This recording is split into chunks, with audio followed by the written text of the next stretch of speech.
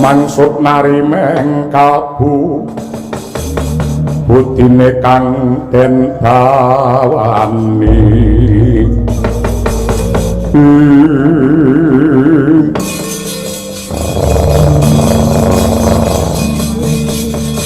kowe sapa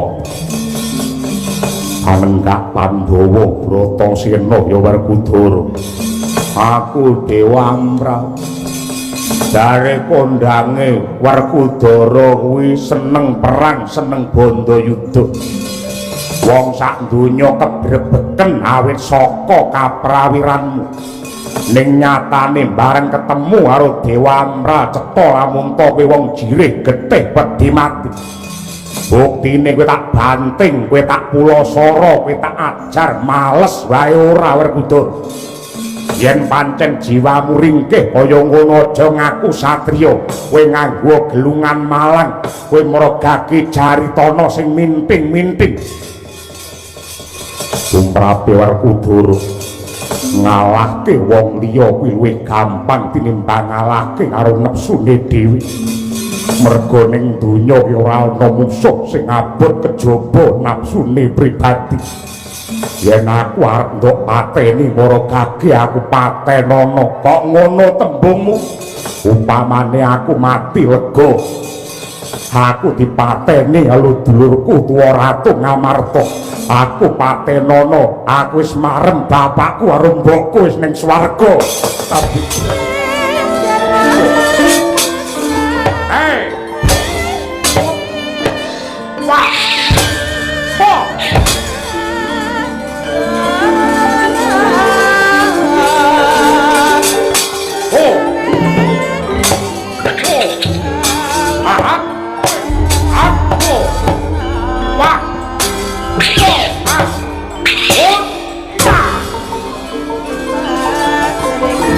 sirahmu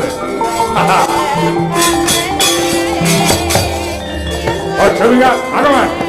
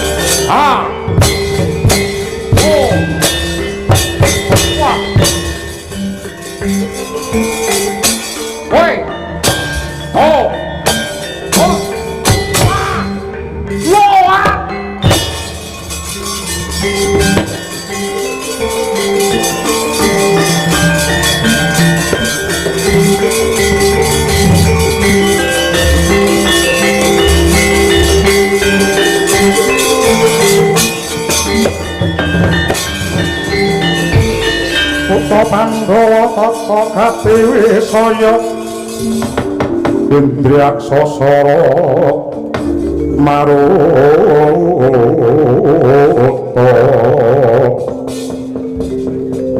Sawanabana margana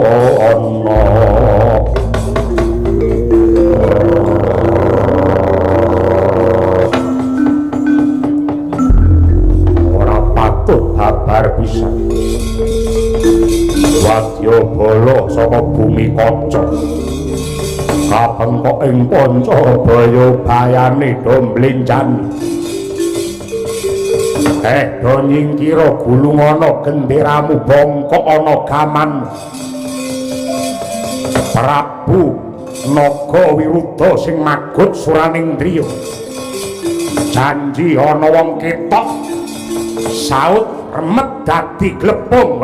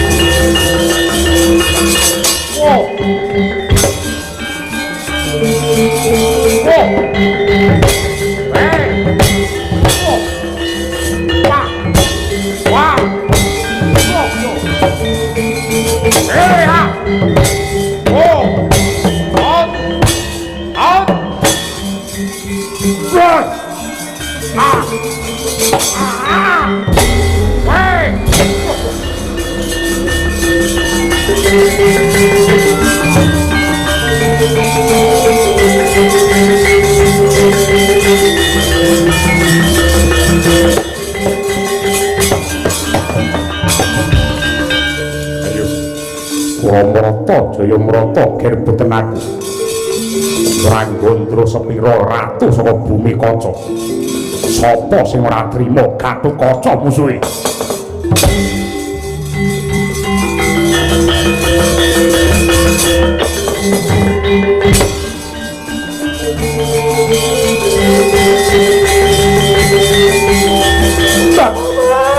Bangger Naga Wirudha Naga Wirudha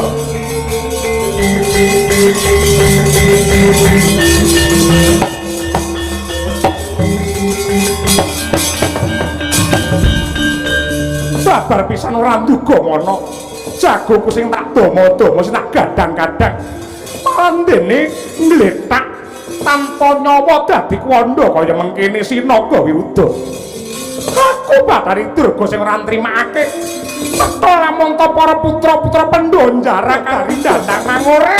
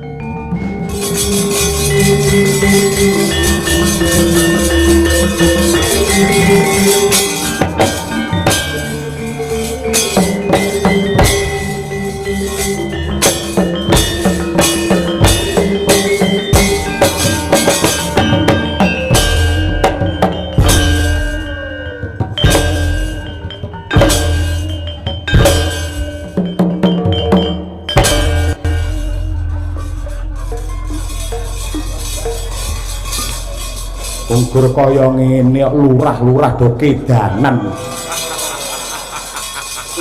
Mun. Ora mung lurah sek cambah iso njilingi. Aku kapok Kakang, aku njaluk ngapura. Kowe yo metu Pak Bedundu metu ana kene Kakang Semar. Ya. Pancen kewajibanku ki mung arepe njaga negara Ngamarta supaya ora diganggu modele makhluk kaya kowe iki Durga. Kowe ngendel-ngendelke pendaraku Werkudara ra ana banjur Ngamarta kok anggap kopong napa piye? Ripalungguhan iki yen kowe ora dikapokke, ora enggal diajar nganti sak remuke, kowe tuman ngono kuwi terus. Nang kene sing eneng mung aku karo kowe. Dasare aku wis jamu kum-kuman anak kidang. Tak genjot ora bongko derajat apa kowe? Bapak. Bapak. Kok lara, Pak? Urung gara-gara kowe wis jedul kowe ora. Iki darurat, Bapak. Apa? Mbok. Mbokmu ya gene. Mbok lara. Nguyah-nguyuh. Pingin nganti nguyuh bingung le munggah mergo pas limbukan do jogeteken mengadeg ning njaba dipoto karo kanca kancane. Mbak lara mesake goleki kowe, Bapak. Upama mamine Gareng ra lara. Lencu musuh aku. Bapak mbok kae setep-setep kae piye, Bapak? Kaya apa mbokmu ni rewel. Tante Durga. Kudune jenengane matur nuwun kalih Gareng, merga kula ngerti watake bapak ambak wong tuwa kaya ngoten niku yen ngerti sampeyan lemah-lemah ngono dhek iki nekat. ing sepi margane lali sakjane lali ilang sipate kiai karo sing jenenge panggoda pangrencana utawa widodari anane mung lanang karo wadon tujune kula ndang jedul upama ora sampeyan mriki dingenekke bapak lek nganti sampeyan mongko widodari dingenekke bapak lha iki eman-eman ayune durga kaya ngono kuwi sampeyan widodari dingenekke bapak ora Mas Gareng nen wong tuwa toto sak panggung tuwek dhewe sampeyan kudune kena tinuwa-tuwa tinuwi iki gondelan karo kanca kancane ora senengane anggere kancane ngantuk diceluki ora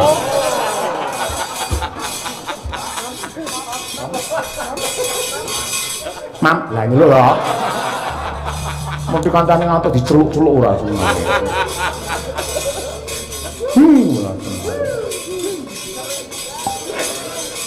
Bule apa Petro anak Semar sing apik dhewe kowe sing baik dhewe kowe Petro kula apik dhewe iki becik dhewe gemati karo aku gemati karo kanca kancane apa natian kok yen ning omah rawani ngrokok nek kowe wong apik Petro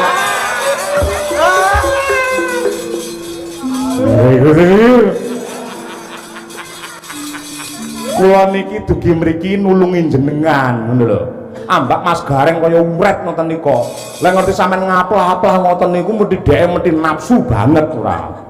Ketoke bulik-bulik butuh-butuh ngoten niku.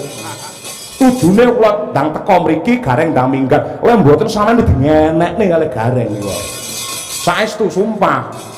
Tujune kok kowe teka ya terus ya angge melu saking menika lak jenengan kudu matur nuwun kalih kula. Lah tante kula adike bapak, ngade bapak iso dingenekne.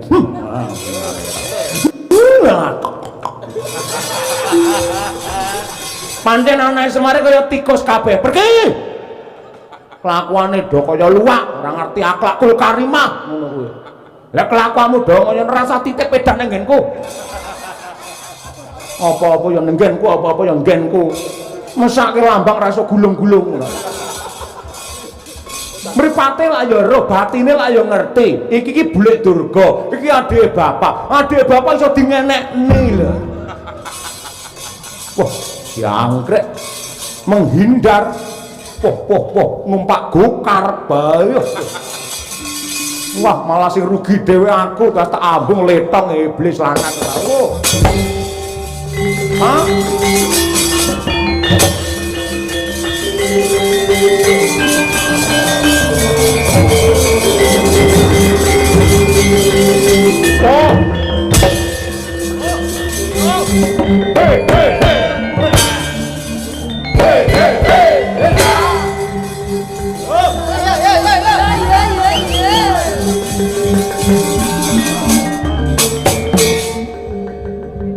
Anggap ra iso ngopo lito sinden-sinden men melek mripate padake wong tuwa sawangen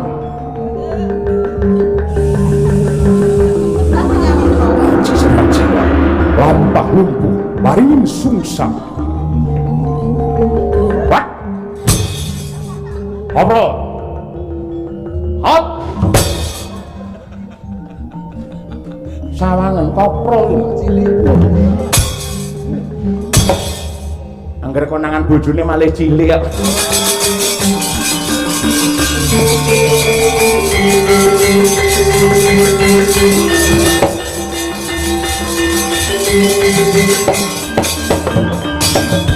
Selaku ning angin gugur akrane ngarga kura kurnita kiri-kiri ora bumi prakempita padula mangambak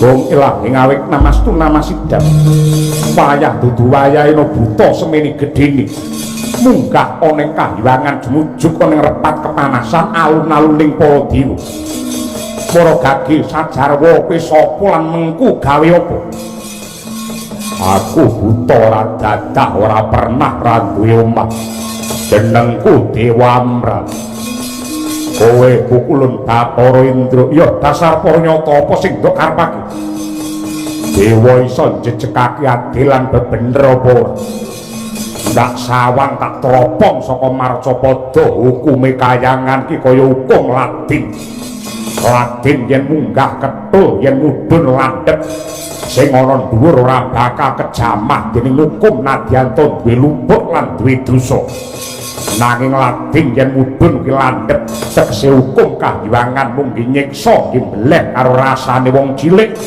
nyiksa karo rasane sagung para kawula dasih apa kowe ra mesake karo wong cilik wis wong cilik omahe ndelik dimari ublik yen geger keculik dhisik digebuki nganti mendelik kuwi wong cilik dewa ora gelem ngentasake Werkudara kelawan Prabu Pandhu tuwin garwane Madrim sungsang bawana balik ing dalan patimu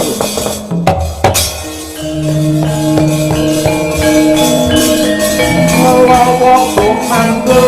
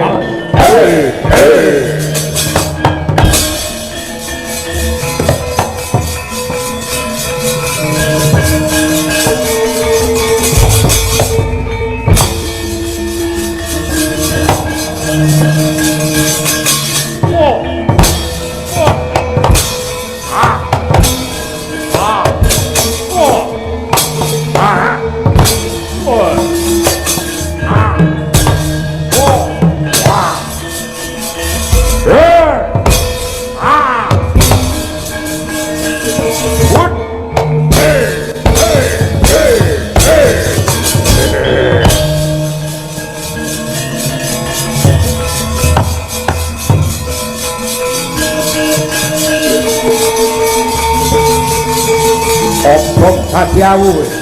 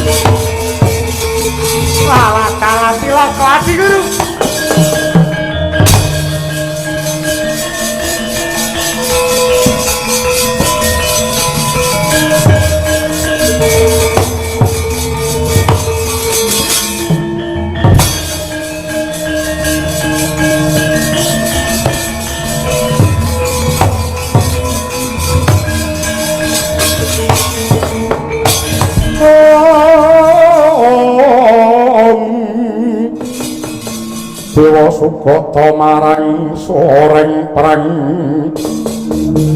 mudhane arum-arum ngendanu ngawiyat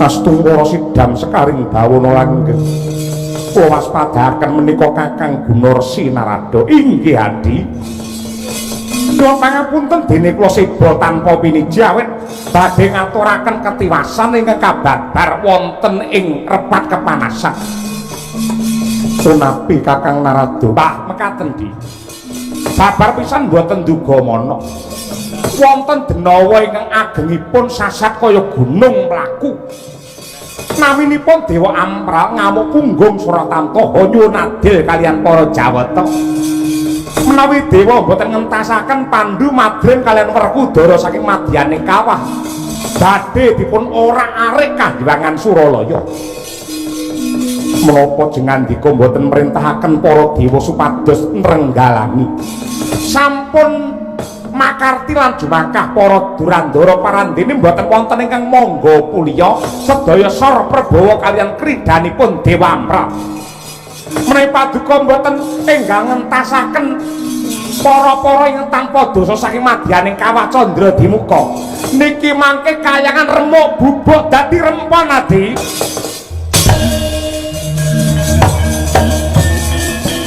yo yo yo yo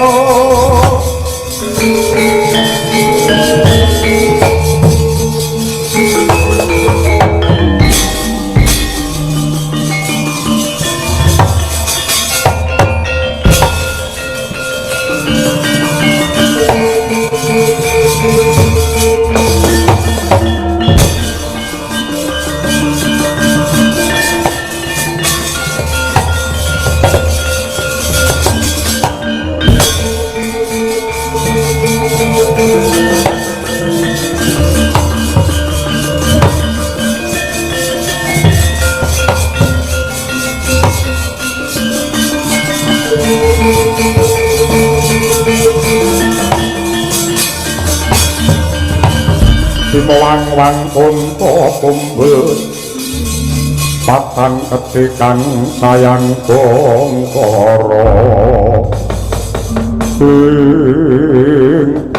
Werkudara apa Yama Dipati Dewaku iki sing jenenge kawah Candra Dimuka iki kowe bakal ngunduh waing panggawe wani kelawan panguwasane para dewa tak cemplungke madyaning kawah Candra Dimuka kelakon lebur dadi intip mula kang mangkono kowe nyemplung dhewe ora cemplungke cemplungane nyingkira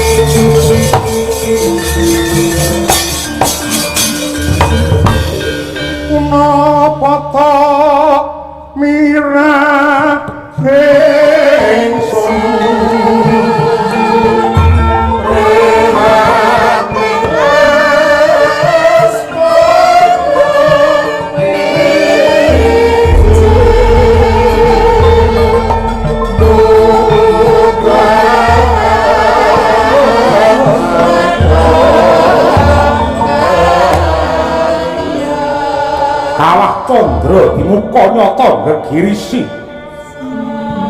panase kegila-gila endut abang ranang mumpal-mumpal pating jerit sambak angrinting para sapa ingkang den siksa ing kono. Bareng dene ana sukma kekalih ingkang jegrek datane datan musik. Hamung pasrah sumarah pring jidare kang maha murah. Hanenggih ing ngene Narendra Ngastina Prabu Pandhu Dewanata miwah ingkang garwa Dewi Madrim. Kedadak ana cahya cemara nenggih Sang Bima Sena ingkang sungkem pring pepadane ingkang rama.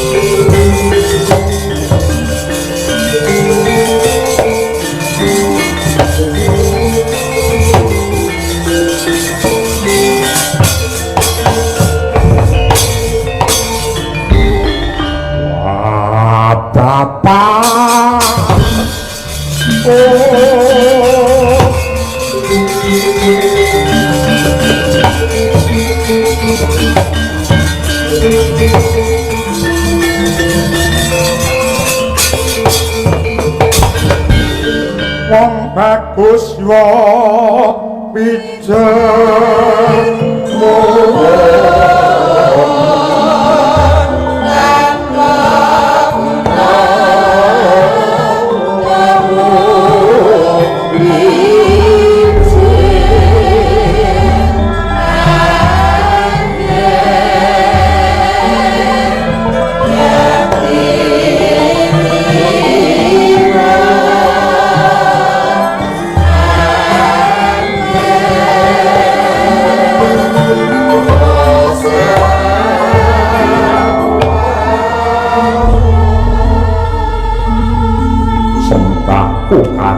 marang Pandhu tapaku lan Madrim mbokku.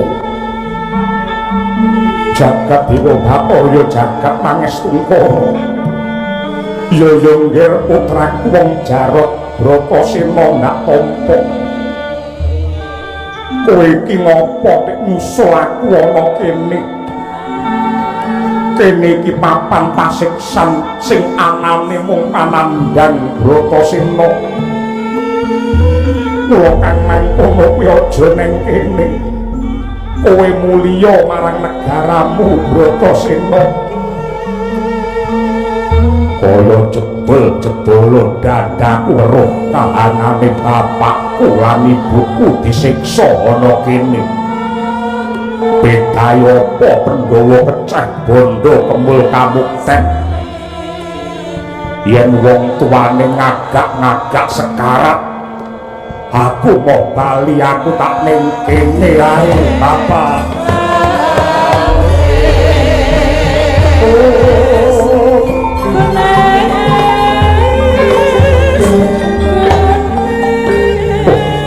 Anakku nggih Bratasena. Nanging ngerti ya kula. Nadyanta pun Rama wis seda. Nadyanta pun Rama wis seda. Nanging yektine iso bisa nyawang kaya apa to kahanane putra-putraku ingkang mapan ana ing alam donya. Nadyanta pun Rama mapan ana ing kene nanging rasaku marem. Rasaku tentrem mergo aku nekseni anakku Pandhawa kabeh ana ing alam donya tansah tekun ing panembah usuk ing pangibadah urip undhuk rengga kanthi jiwa luhur adoh saka handher nista Werkudara. Mergo ngene ya Li,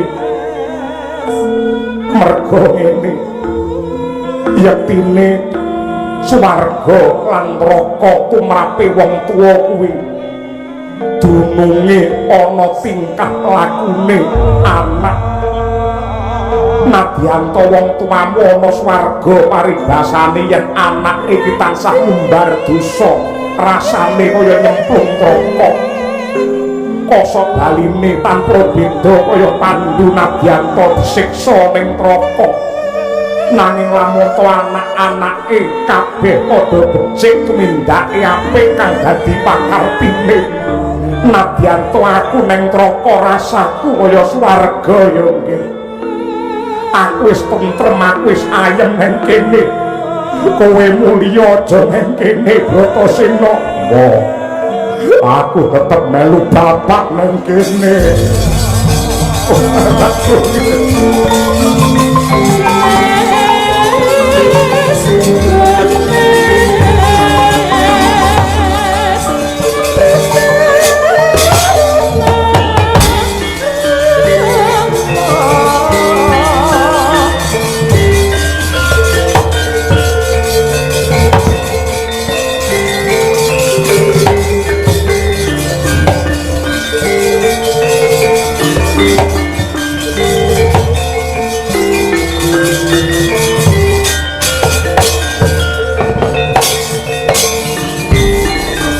Dewang para kingkin lir manguswa kang layon denya ilang memanise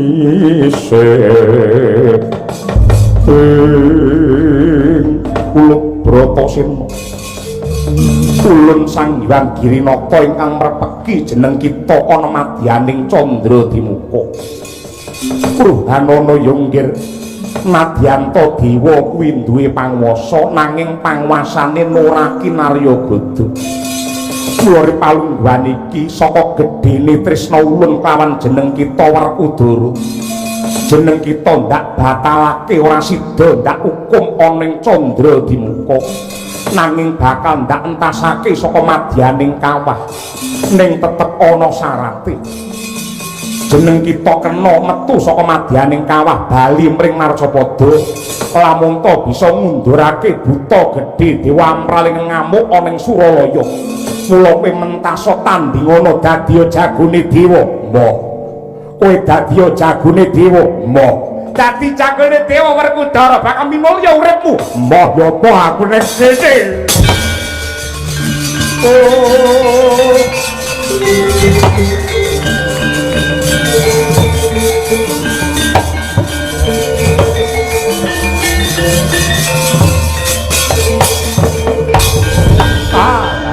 larene mboten purun mantuk di kados pundi Kakang lha nggih semunipun gondeli lan gandoli ramanipun lan ibunipun ingkang dipun siksa wonten Candra Dimuka Bratasena sing ndok karepake piye maragake matura sing cetha sena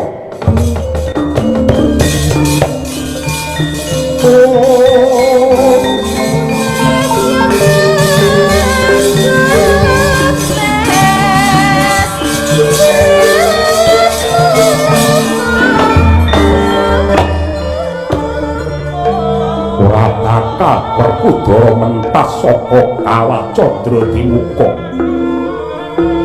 batinku ora mentala aku ora tega nyawang wong sing ukir jiwa ragaku uripe gelak-gelak mapan ana ing kawah wis dadi sumpahe Werkudara aku gelem mentas saka Candra Dimuka waton bapakku entuk swarga mbokku Madrin ana nirwana wong ilang ngawek namastu namasidan yo Bratasena semune wis pinacangake dening lakuning kodrat lamun to jenengiku ingkang kita karepake ripalungguhan iki ulun nyembadani wiwit ripalungguhan iki wong tuamu sakloron Pandhu kalawan Madrin ndak angkat saka kawah Candra Dimuka ndak angkat saka neraka jahanam ndak papanake mulya wibawa ana swarga tundha sanga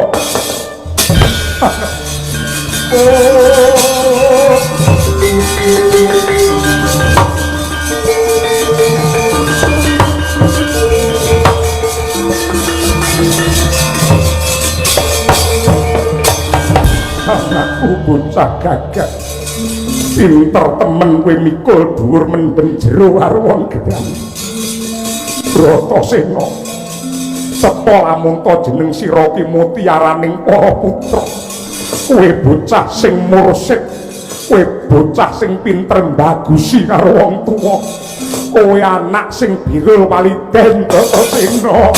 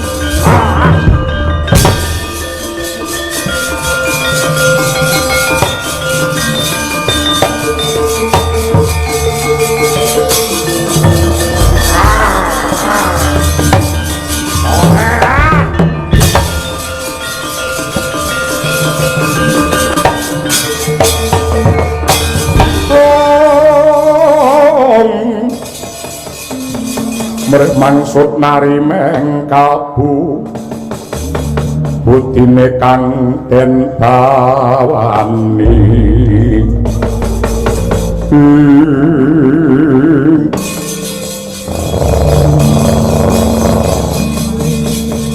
kowe sapa Panenggak Pandhawa Bratasena ya Werkudara aku Dewamra dari kondange Werkudara kuwi seneng perang seneng bandayuda wong sak donya kebrebeken awit saka kaprawiranmu ning nyatane bareng ketemu karo Dewamra cetha lamun kowe wong jirih getih pedhi mati buktine kowe tak banting kowe tak pulasara kowe tak ajar males wae ora Werkudara yen pancen jiwamu ringkih kaya ngono aja ngaku satriya kowe nganggo gelungan malang kowe mrogake jaritana sing minting-minting umrape Werkudara ngalahke wong liya kuwi luwih gampang tinimbang ngalahke karo nepsune dhewe merga ning donya ki ora ana musuh sing abot kejaba nafsune pribadi yen aku arep ndok pateni Maragage aku patenana kok ngono tembungmu upamane aku mati lega aku dipateni karo dulurku tuwa Ratu Ngamarta aku patenana aku wis marem bapakku karo mbokku wis ning swarga adikku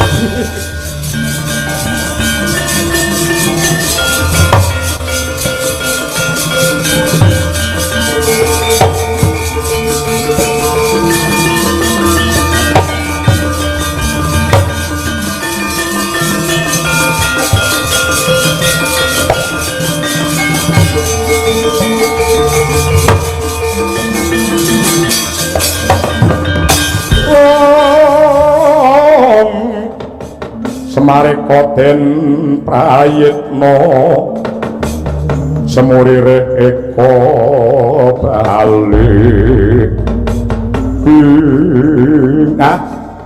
megegek uget-uget sadulita melai kaliyan Raden Werkudara sampeyan isih kulit daging isih kadang isih dulur parandene manunggal tetunggalan nganggo carane dhewe-dhewe anggene mulyake marang piyayi sepuh ingkang sampun sumare, tiyang sepuh ingkang sampun seda ngoten niku. Sampeyan nganti kapan bae kula suwun Pandhawa tetep rukun. Anak Pandu tetep manunggal tetunggalan, sampun ngantos cerah, sampun ngantos pecah. Kerukunan sampeyan ambabar kekuatan kanggo srana kasucen lan ugi kautaman lan karahayane jagat sawigung.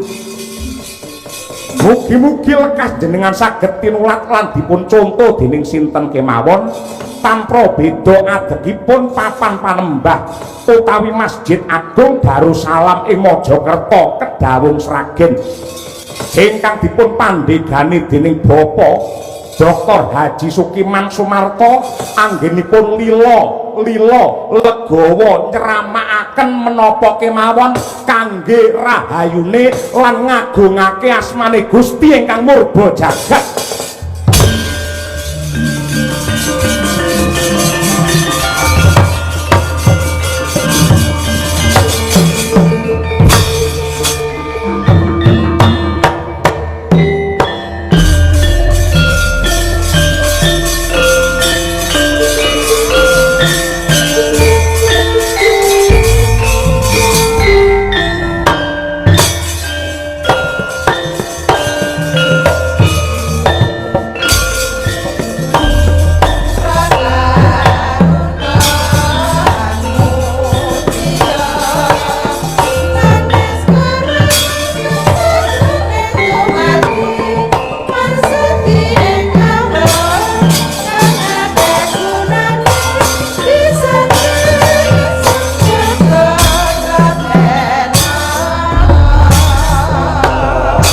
Rumah